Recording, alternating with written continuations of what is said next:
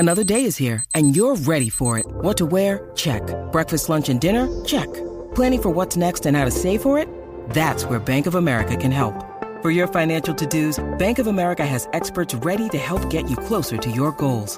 Get started at one of our local financial centers or 24/7 in our mobile banking app. Find a location near you at bankofamerica.com/talktous. What would you like the power to do? Mobile banking requires downloading the app and is only available for select devices. Message and data rates may apply. Bank of America N.A., member FDIC. When you need mealtime inspiration, it's worth shopping Kroger, where you'll find over 30,000 mouth-watering choices that excite your inner foodie. And no matter what tasty choice you make, you'll enjoy our everyday low prices, plus extra ways to save, like digital coupons worth over $600 each week. You can also save up to $1 off per gallon at the pump with fuel points. More savings and more inspiring flavors make shopping Kroger worth it every time. Kroger, fresh for everyone. Fuel restrictions apply. Escape Cancelo. Oh, it's brilliant from Mo Salah. And still, Salah. Oh, sensational!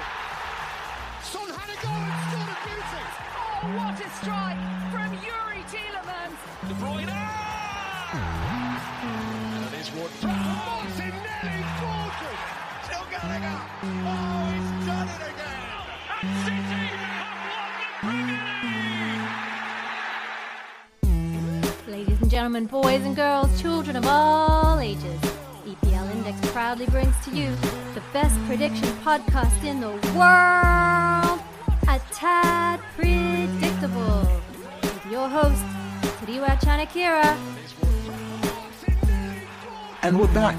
Welcome to another episode of A Tad Predictable, the post-season edition where we are going through each of the 20 teams in the EPL 24-25 season. We've gotten to the penultimate episode. We will be discussing West Ham in this one. Obviously, Wolves will be the last team. We've been going in alphabetical order. We made it easy for our support staff in terms of going in alphabetical order, and it just seemed to be the logical thing. Now, if you've missed any of our previous episodes, either you want to go listen to the one where we discuss your specific favorite team, or you want to go catch up on some of the ones we did on your team's rivals, or some of the new teams, some of the promoted teams. The Ipswich one, for example, was really exciting one.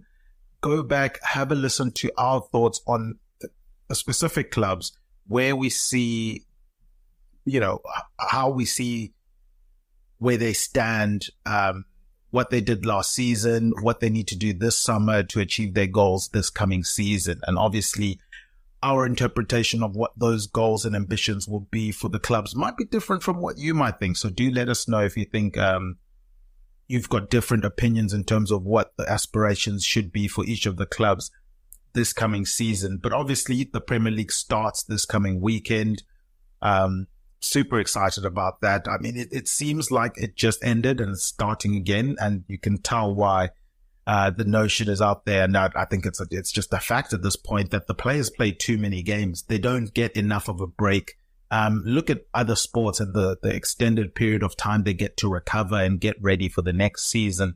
It doesn't seem to be the case when it comes to football, but let's move on to this episode. Let's talk about West Ham, a side that is very, very interesting. I mean, for me, I think the starting point really when it comes to West Ham has to be sort of that line in the sand that they drew a couple of seasons ago when it came to transfers. I mean, I want to say maybe as far back as the 22-23 season is when we really started to see West Ham change their approach to signings. I mean, in the 21-22 season, that's the season that brought in Zuma, Vlasic, Craig Dawson came in, Areola came in, Felipe Anderson was coming back from loan. There was a lot of hit and miss, in my opinion, in that time period. Then you move to 22-23, and I think that's when they started to bring in some really exciting players. That's when Paqueta came in, Nev Ogar came in, obviously Maxwell Cornet and Scamacca were in that one. Emerson from Chelsea, if you remember that move. Kerr came in from PSG. Danny Ings from Aston Villa. I believe this was when West Ham really shifted to trying to bring in players that move the needle, players with upside, that they can hopefully develop and help their financial position in terms of if they're staying at the club and playing well, then the club is playing in European football, or, if they do end up getting sold, they're getting sold for a lot more than we bought them for. So I think that was the shift for me, because you look at 23-24 last season and the signings they made, I think they continued that trend. Mohamed Kudus comes in. We've seen how successful he's been and sort of the links that he's had to other clubs recently. Edson Alvarez comes in as that steel midfielder. James Ward-Prowse brings his set pieces and leadership and midfield qualities from Southampton. Mavropanos, maybe not as successful a spell at Arsenal as we would have liked, but rejuvenated his career at Stuttgart, ends up back at West Ham. The Calvin Phillips loan obviously didn't pan out the way that they wanted to, but I think it was worth a gamble. It was a loan, it wasn't a permanent signing, and you might as well kick the tires on a guy who was really good at Leeds before he came to Man City and seems to have lost his way a little bit. But yeah, I think that was a really good window last season. Obviously, it tied in with the hiring of their now technical director, Tim Steidten. And it seemed to me from the outside looking in and from what we've heard and, what we've seen, what we've heard, and the people that we've spoken to that maybe are more familiar with these situations, there was quite a conflict between the direction that Tim wanted to take West Ham going forward and the direction that David Moyes had for West Ham. And it seemed like that relationship was going to come to a head, and it was either going to be David Moyes stays or Tim Steidten stays. And it looks like Tim Steidten has won that sort of debate and battle, in the overall war of making West Ham one of the big teams in the Premier League, certainly from an on the pitch perspective, although they're a big club in England as a whole. But yeah, it seems like Steidten has won. He obviously came in last season, I think January last season, comes in as a technical director who's basically in charge of recruitment strategy, the scouting department, and obviously works well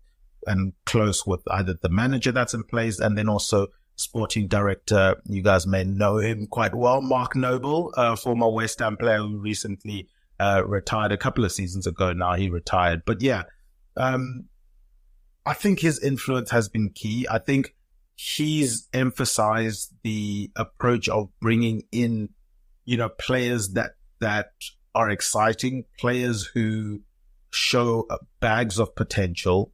And, as I said, the likes of Kudus and Alvarez coming from Ajax, I think it's smart business. And we can see that they've continued that sort of trend heading into this season with the transfers that they've done. And we will get into the transfers in a little bit. But I did want to highlight that line in the sand moment when he came in, and then it was either him or Moyes that was going to stay, in my opinion, because they were looking to take the club in different directions. They've gone the direction of Steidten.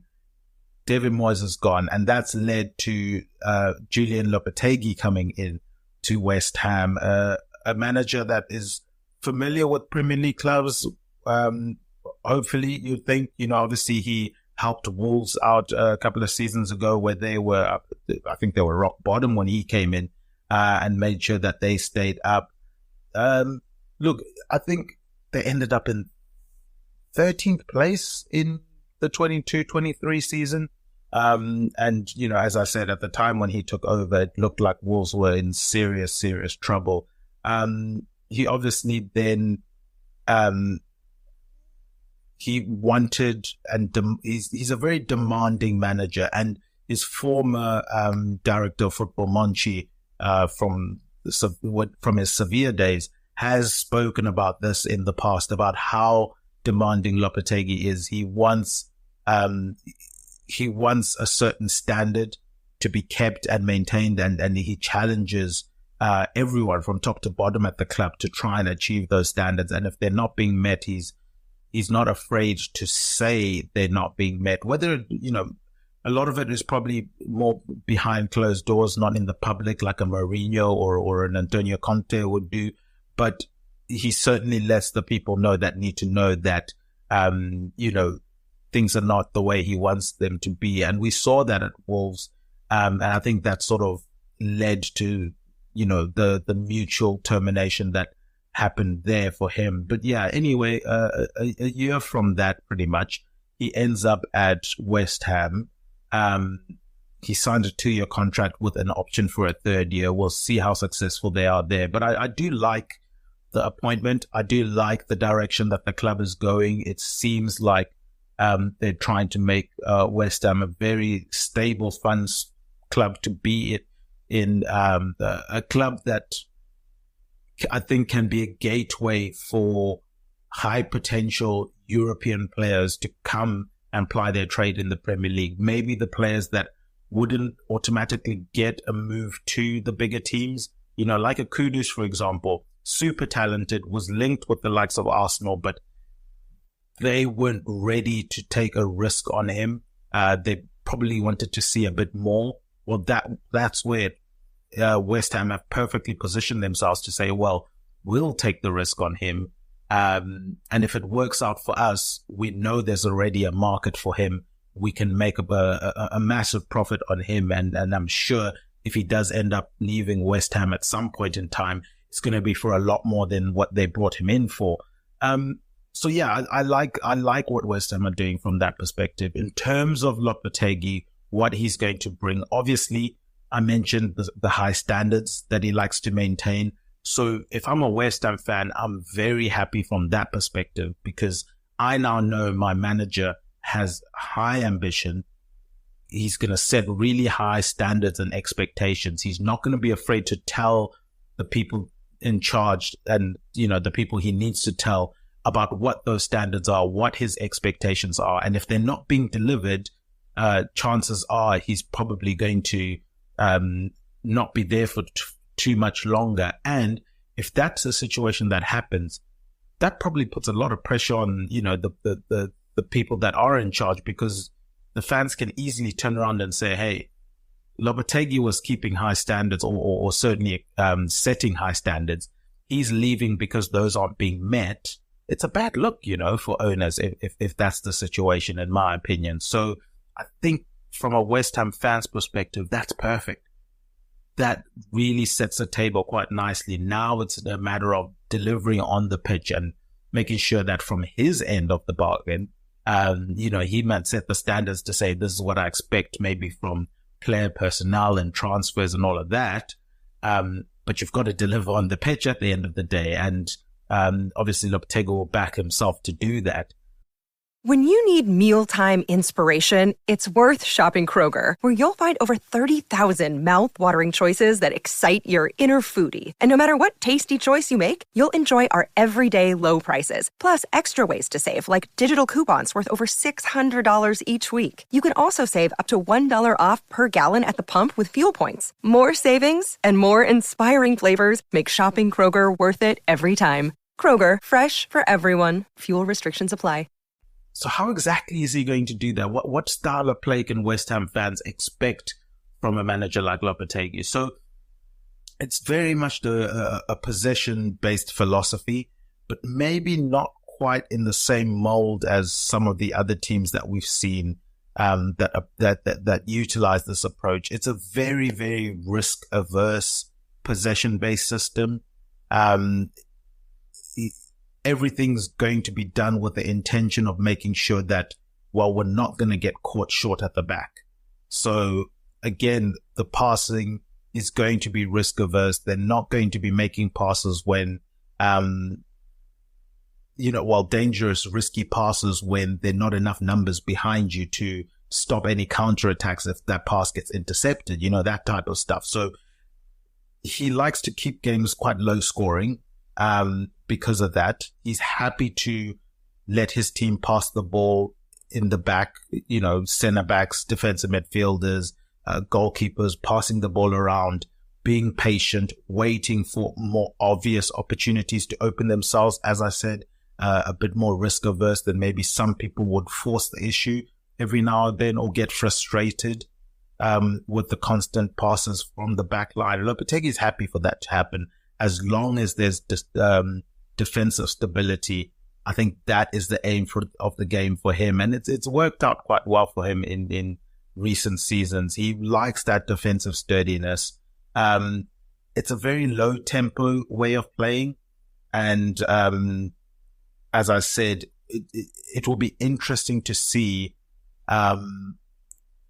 if it allows for patience from fans, because if you listen to the Tottenham podcast that I did prior to this one, I was talking about how, you know, a style of football for like a Jose Mourinho or an Antonio Conte, you don't have a lot of rope when it comes to the fans, because the football's not as exciting as many fans would want their football to be. They're only going to take so much boring football until you stop winning. Like if you're winning, they're going to stomach it, because at the end of the day, you know, results matter. If you're delivering trophies, they're definitely going to stomach it. Unless you're like a Real Madrid or something where you have to play a certain style of football. Winning trophies is not enough. You have to win trophies with a certain brand of football. But, you know, from a West Ham perspective, I'm sure the fans would be, you know, willing to entertain whatever style of football if it results in wins being accumulated, and them continuing to be a club that's always in and around those European spots, looking to go win European competitions, cup competitions, and obviously looking to go as high as they can in the Premier League. So that's the only concern for me, is if they go through a patch where they're not winning games, is the patience still going to be there for the style of football that he employs? But yeah, in terms of, you know, in terms of a different brand of football, yes, it's going to be different to what they saw from Moyes. It's not going to be as, you know, counter-attack heavy, direct style football. So I'm interested to see how the likes of Bowen are able to, you know, adapt to this. I think Bowen was really good in that sort of transition counter-attacking football. Obviously, you know, Mikel Antonio thrived in that, and he's getting on in years, and they're trying to obviously bring in some attacking reinforcements, which again we'll get to later on in the podcast. But yeah, I thought just to discuss sort of what they're going to be, what you're going to see from West Ham games, what you're going to see from a Lopetegui team, what he'll be trying to employ, and you know, it's going to be very results dependent, I feel. Most things are, but if you're playing good football and results aren't necessarily quite going your way, fans are willing to be a little bit more forgiving until obviously it hits a breaking point, but at least you've got a longer leash in order to do that. Like in terms of just some of the positions, of, you know, from, you know, this slow possession football, you're going to see, you know, the fullbacks are going to be important in terms of providing the width, because the midfield is going to be very narrow, because you need it to be narrow so you can make sure you're keeping possession. You're not making risky passes. It's going to be short passes in and around each other. And there's going to be, you know, then the diagonal switches to those wing backs that are giving that width that I was talking about. But again, all that possession tends to be recycled, as they move, you know, up the pitch, and, we will see whether or not it's going to be successful for them. I think, you know, the midfield is going to be fine with that style of football. I think obviously there's the question marks over Paqueta's playing career, if the ban comes in anytime soon. But and Alvarez, James Ward-Prowse, I think are going to blend into that quite well. And then obviously the fullbacks in terms of the width that they're going to need to bring in. I think West Ham have very aggressive options there. They've got Kufal, they've got an Emerson that don't mind bombing up and down and providing that width. So yeah, I think that will be fine for them. And then in terms of obviously new recruits and stuff like that, you can see the type of players that they have been bringing in are going to help facilitate this style of football. You need your centre backs to be comfortable playing with the ball because it's going to be recycled through them quite a bit. So yeah, I'm quietly optimistic for West Ham this season. As I said, I've been impressed with their window. They've certainly done a lot more than some clubs have done this window. But yeah, let's talk about the outgoings first, and then we'll get to the incomings. Because the elephant in the room when it comes to outgoings is obviously the curious case of Kurt Zuma. He was, poised to leave West Ham. He has 1 year left on his contract. He was on the way to the UAE, and then his move collapsed, which I thought was quite interesting. It's during that medical phase where he failed his medical, at least it's been reported that he failed his medical, and that move sort of collapsed. But it's left him in limbo because if you look at West Ham, they've brought in 2 new centre-backs. They've clearly moved on from Zuma. They were about to sell him. He goes to get a medical. He then fails the medical. It leaves him in a more awkward position than necessarily West Ham. I think for West Ham, they've kind of written him off in terms of him having a future at the club. So hopefully for his sake, he can sort his future out, because I don't think he's going to get much playing time at West Ham. But in terms of other departures, Flynn Downs, we saw he's gone to Southampton, a player that's been, on loan at Southampton for some time now. And I think it's the right move for him. I don't think there was a pathway to him being being an important player for West Ham with the acquisitions that they've made in recent history, with the Alvarez's, for example, and the Susheks. For Southampton, he is going to be an important player. He's going to be one of those players that starts and gets involved quite heavily. Said Benrahma finally gets his move to Lyon. It's now permanent. It was a loan move initially, but now it's permanent. And then Kera goes back to France. He goes to Monaco. Obviously, he was at PSG, where they signed him from. Some of the other departures, like a Nathan Trott going to Copenhagen, Ben Johnson, obviously his contract expired. He ends up at Ipswich. I think Ogbonna is another big one that's been there for ages. But obviously the years were catching up with him. He's still without a club. And then Phillips heads back to Man City. I don't think they're going to miss him too much. So yeah, I think some important business was done there. A lot of those loans were turned into permanent moves, which is always good in the sense of you don't want to keep having to loan a player. Tottenham, a London rival of West Ham, got into that sticky situation with the likes of Ndombele, where he was on such a big contract. There wasn't really an incentive for him to leave Tottenham unless he was going to be compensated equally in the next place he was going. And it ended up resulting in a lot of loan moves before Tottenham basically had to pay him off to leave. Fortunately for West Ham, the likes of Benrahma, the likes of Kera, they've done the loans. They've now moved away permanently. You can take those wages off of their wage books, and then also you've got in okay money for them. Maybe not the greatest in terms of what you were expecting those players to be, but at least they haven't gone for free. So that's really, really important for them to continue doing stuff like that. But let's take a little bit of a break. We'll come back. We'll discuss what they've done in the transfer window. We'll discuss how that sets them up for next season or what they can expect next season. And then I will send you guys on your way to get ready for the last episode of this postseason edition, which would be obviously on Wolverhampton. But yeah, guys, please remember this podcast is presented by EPLindex.com in association with Liberty Shield. Liberty Shield is a VPN provider. That's a virtual private network. You can check out their services at libertyshield.com. If you use the coupon code EPL25, you'll get 25% off of the router or the software VPN. That software VPN downloads straight onto your devices. It's super easy to use.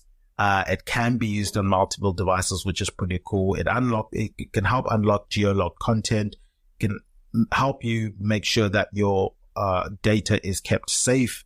If you're using public Wi-Fi, you want to stay safe doing stuff like that, or you don't want to get locked out of stuff like your bank account when you go traveling. So we thank them for sponsoring the show. But let's take a quick break, and then we'll start looking ahead into the future of what Tottenham are doing, or what West Ham are doing, what they have done, and what they can expect for next season. We'll be right back after this short break.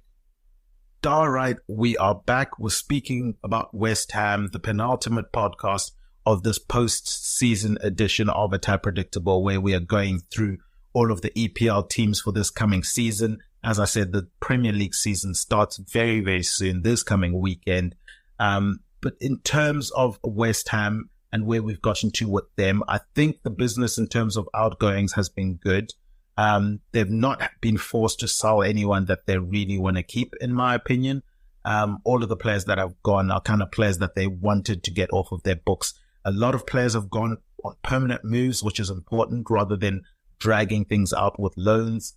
And obviously they've got a tricky start to the season, in my opinion. They're entertaining Aston Villa. Then they've got Crystal Palace at Selhurst Park. Then they have to entertain Manchester City before another London derby at Fulham. And interestingly enough, I think it's until November that West Ham do not leave London in terms of home and away fixtures. They're going to be in and around the London area until about November time, which is I'm interested to see how that shapes out. Does it benefit them because they don't have that travel? That should be quite interesting. That really should be quite interesting for them. But yeah, as I said, we're discussing, let's talk about sort of the players that have now come in to West Ham, whether or not I feel there's maybe something else that they need to be doing just to round things up. But overall, it's been an impressive window for them, as I've mentioned. In terms of players that have come in, they've obviously brought in Max Kilman from Wolves. They've brought in, he came in for about 42 million. They've brought in Jean-Claire Tadiwa. Obviously, Tadiwa was one of those players that was getting rumored to moving to a lot of big clubs, including Man United. Obviously, there were ties with Man United, with his club, with the club owners. He comes in from Nice. Now, the important thing for this one is it's a loan with an obligation to buy. I think that's a fantastic deal for West Ham to be able to bring him in on loan first, and then bring him in eventually permanently. I think that is, it also frees up a little bit of money to continue to do some business, in this window if they need to do so. So yeah, again, a really, really smart bit of business for them there. They've also brought in Somerville from Leeds. He again is a player that was touted as being one of those players that had a lot of interest in in this summer. Leeds were looking to sell him. He was looking to come back to the Premier League and ply his trade there. Leeds obviously failed to make it back into the Premier League in that playoff final, and obviously that's had a big effect on their transfer window this season. But Somerville comes in, really promising young winger, and I'm excited to see him back in the Premier League. They've brought some experience in terms of Nicholas Füllkrug, the Borussia Dortmund striker, for about 22, 23 million pounds for him. Somerville was about 25 million. They've also brought in the young Brazilian talent. He's also a winger as well, Luis Guilherme. Again, players with upside. Somerville's got upside. Guilherme has got upside. Kilman, yes, he's 27, but I do think there is upside there. I think he can continue to improve. He's now entered his peak years as a centre-back, so I'm happy with that. Wan-Bissaka has come in from Man United, obviously a player that defensively is very strong. And if we're playing that possession-based football that's risk-averse, Wan-Bissaka is a perfect right back for that, because we know what he is defensively. Yes, he may have his issues going forward, but if you've got a manager like Lopetegui who emphasizes being defensively sound, being risk averse, making sure you've got cover defensively if the ball gets lost, at any point in time. Wan-Bissaka fits that to an absolute T. And I'm sure Lopetegui won't mind that his attacking output isn't as, as comparable as his defensive output, should I put it that way. So I think that's a clever signing for them. They've also brought in a couple of people on free transfers, defensive midfielder, Guido Rodriguez. He was at Real Betis. Then obviously Wes Foderingham, the former Sheffield United goalkeeper, comes in as a backup goalkeeper for them. So yeah, as I said, some really interesting signings for them. The Fulkrug one is interesting in that obviously he's a bit more of an elder statesman, comes in at 31 years of age to help lead the line for them, or at least contribute. I'm sure they'll be hoping he starts for them and does really well from that perspective. But West Ham have tried to address that forward position for a number of years now, whether it is bringing in a Scamacca or an Ings, Mikel Antonio having to move from the wide area into the central area. Bowen has played there a couple of times. Like, it's been a merry-go-round of players that have tried to lead the line for West Ham, and it's just not quite stuck for anyone. So I like the idea of saying, maybe let's bring someone that more experienced, that is, been around for a while, knows how to play the position, and hopefully can adapt to our style of football, but have that experience to still be able to execute what we need them to execute. So I think that's clever, again, clever signings. There's not one signing that West Ham have made this window where I'm not thinking, yeah, that makes sense, or yeah, that's a clever signing, or oh boy, that's a very exciting signing. There's a lot of upside there. And I think that is a positive place you want to be heading out of a transfer window, is looking back and saying, you know what, every single deal that we've done makes sense.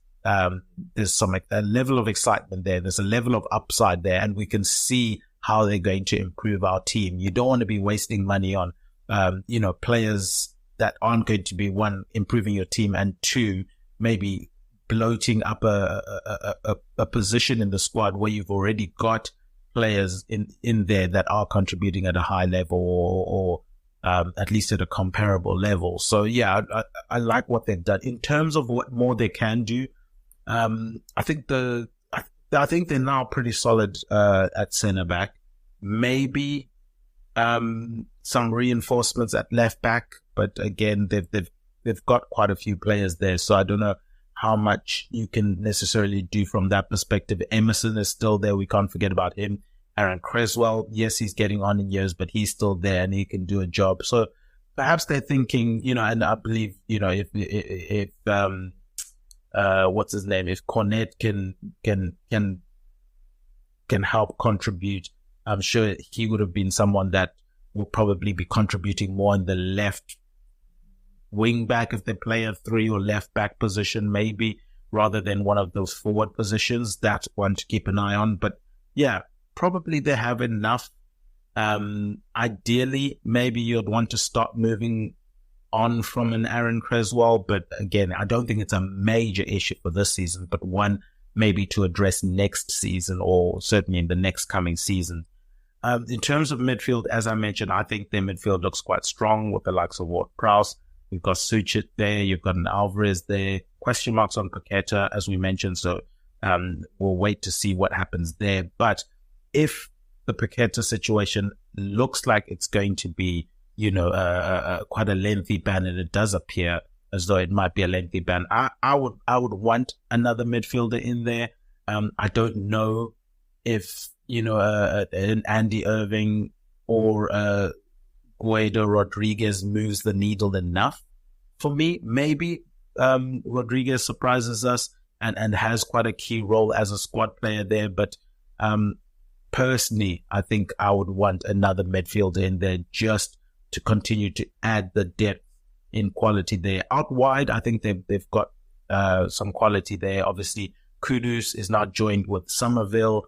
Bowen is there. Guillermo has come in as well. So you got the two young understudies in Guilherme and Somerville, and then you've obviously got the mainstays in Kudus and Bowen. That's really strong.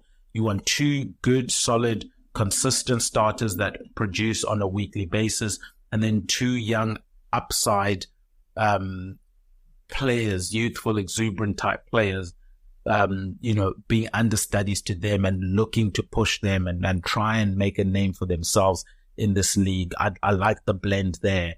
And then up front, as I've mentioned, they've tried a whole host of things. Hopefully for them, Fulkrug is the answer, but Ings is still there. Mikel Antonio is still there. So not too much left to do. Again, as I said, midfield maybe is what I'll do, especially with the Paqueta situation. Maybe a more advanced midfielder, more in the old English, if I can call it that, number 10. That's maybe a bit more creative and links the play between midfield and attacks, kind of like what Paqueta does. If they can bring an understudy for him as well, I think they would have done really, really well in this season. It would almost be, an A+ summer for them. For the moment, I think it's an A-, probably a B+, but I think A- is a decent grade for what they've done, and I think it only elevates where their ambitions are. I think they want to get back into Europe next season, and I don't see many clubs stopping them getting into that position. Obviously, it's a fierce battle in terms of the amount of teams that are trying to fit into not so many, spaces there. But there's so much uncertainty with some clubs that maybe West Ham, with this harmonious approach that they seem to have, a manager that's been brought in by the technical director. So, it's certainly someone that I'm sure Steiden is keen to work with, whereas beforehand, Moyes was kind of already there before he got there. So that's probably where the clashes started, and they were picturing taking the club in very different directions. So at least there's harmony from that perspective. There's, I think, very exciting players coming through in terms of, the signings and the recruitments that they've made. And then the playing style, this risk averse. Yes, they'll keep the scorelines quite low, but if they can get the level of production that they were getting from a Kudus, from a Bowen, if Fulkrug comes in and does really well, you've got those youthful players coming in off the bench in many cases in Somerville and Guilherme. It could work out. It could really work out. They're going to be tough to break down, in my opinion. You're not going to get an awful lot of transition goals against them if they're able to execute a Lopetegui plan. And we've seen a lot of teams love a transition goal. That's where their bread and butter is. The likes of Man United, for example, love to play on that counter-attack transition. That's when they look most dangerous. It's going to be a lot harder to execute that against the West Ham. So yeah, I think they set themselves up really nicely to be a contender for those European spots. And I think that would be a really good season for them. If they look back and they can say, we got back into Europe, and now can we try and, depending on how high they go, obviously, if they get back into like a conference league, maybe we can try and win it the next season and then just continue to build and grow the club in what seems to be a positive direction. But I think this is, far removed from a couple of seasons ago where I think West Ham were in a bit of turmoil. I think the fans were getting sick of the owners and whether or not they were going to really back the team up. We saw protests, for example. We saw, sit-ins at the ground. We saw videos of fans, turning around to the directors' boxes and shouting at the owners. It was not a pleasant place to be. I'm hoping, certainly from the outside looking in, it appears as though things are moving in the right direction. If you're a West Ham fan and you aren't happy with the summer, or you're not happy with the situation that the club is in at the moment, please do reach out, because I do want to get an understanding of that positioning, because I've tried looking for the holes. I've tried looking for where maybe there might be dissent, but the only thing I could possibly find would be that things are not moving as fast as maybe some fans would want, as in they want to already be competing for Champions League football next season, you know, and stuff like that. And I just don't think that's realistic in this football climate.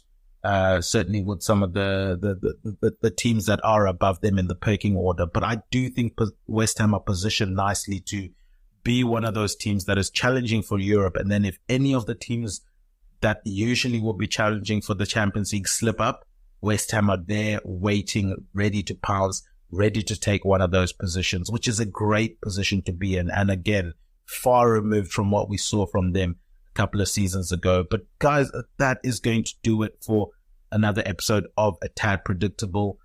From my end, guys, go check out all the content on EPL Index website. There are player performance reviews, there's match previews, match reviews, all of the news you guys could wish for during this transfer window. Go and follow at EPL Index on your on your podcast providers.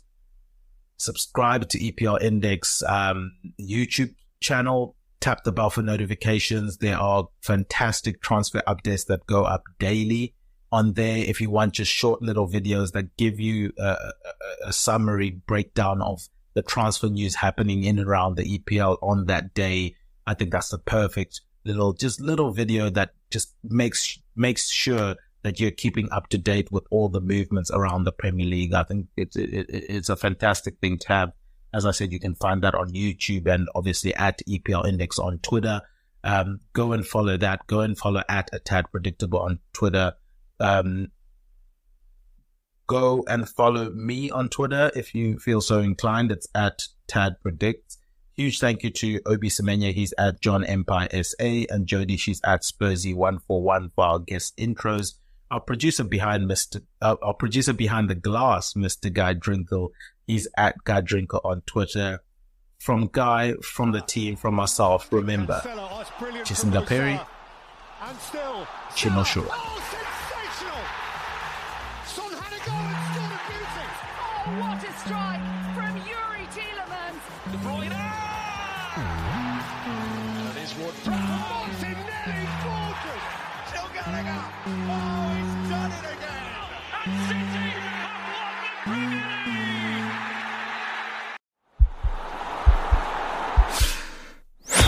This podcast is part of the Sports Social Podcast Network.